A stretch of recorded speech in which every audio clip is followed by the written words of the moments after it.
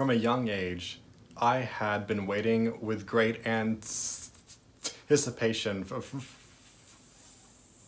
my 13th birthday. Everything changes when you turn 13. Your body starts to change, your voice starts to get lower, your maturation as a young adult really starts to take form. In the Jewish faith, when you turn 13, you become an adult. So I talk with a delay, and you know what? I'm okay because it's Share Your Stutters Sunday with Nick May. A bar or bat mitzvah is when a Jewish child is recognized as being a son or daughter of the commandments. Every student studies for years in preparation for their bar or bat mitzvah. You have to learn how to read Hebrew, how to chant your Torah portion, as well as your Haftorah portion. You write a speech based on what happens in your selected portions. And you also lead your congregation in prayer. These responsibilities are daunting to every student. Without even inserting my stutter into the equation, my anxiety was at a 15. With my stutter, it was at a 20. Thankfully, I had an amazing speech therapist who worked with me for over a year leading up to my bar mitzvah. In addition to our regular speech exercises, my therapist and I went through my entire bar mitzvah ceremony many, many times. Instead of simply going through and practicing how I would speak, he marked my prayer book and speech, where to pause, as well as where to stretch out the sounds. If you've ever seen the movie The King's Speech, my entire bar mitzvah was marked similarly to the speech at the end of the movie. I said it in my bar mitzvah speech 14 years ago, but I will say it again now. I am beyond grateful to Joan Babin for her hard work and her dedication to help me get prepared for my bar mitzvah. One quote from my mom's speech has stuck with me ever since. He had posted in a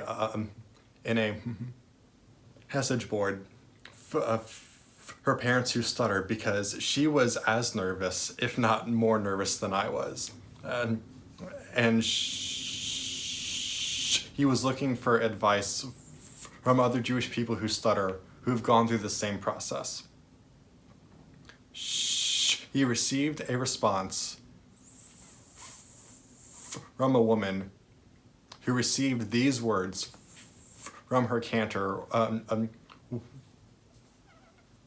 while preparing for her bat mitzvah. He told me that however I sang, be it off-key or melodically, that God would hear the beauty in it.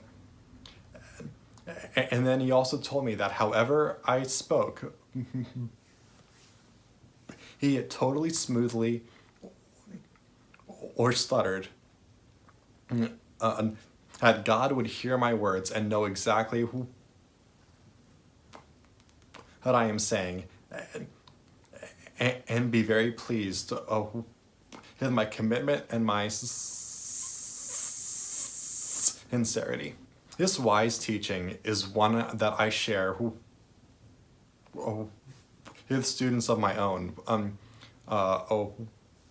they don't feel confident in themselves, and leading prayer, whether they stutter or not. It is my sincere hope that all of you get as much out of this teaching as I have. and you prepare any kind of performance,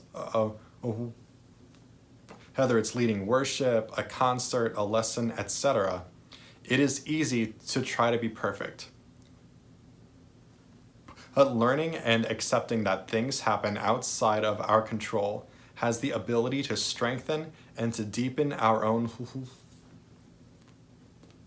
leadership skills in ways that we won't know until we see it in person. Thank you all so much for tuning in to this week's episode of Share Your Stutters Sundays.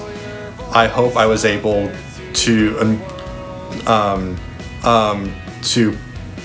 pull back the curtains a little bit on what it was like to prepare for my bar mitzvah as someone who stuttered. Spoiler alert, I made it. I'm here. Next week is going to be a very special episode of Share Your Stutters Sundays. I am going to be responding to questions.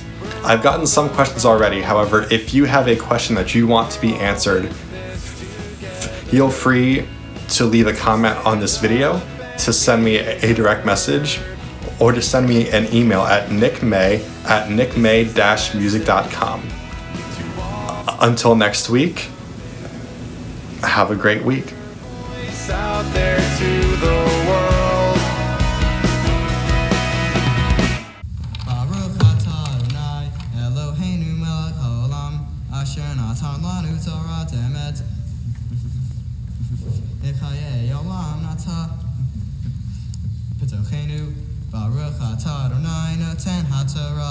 Amen.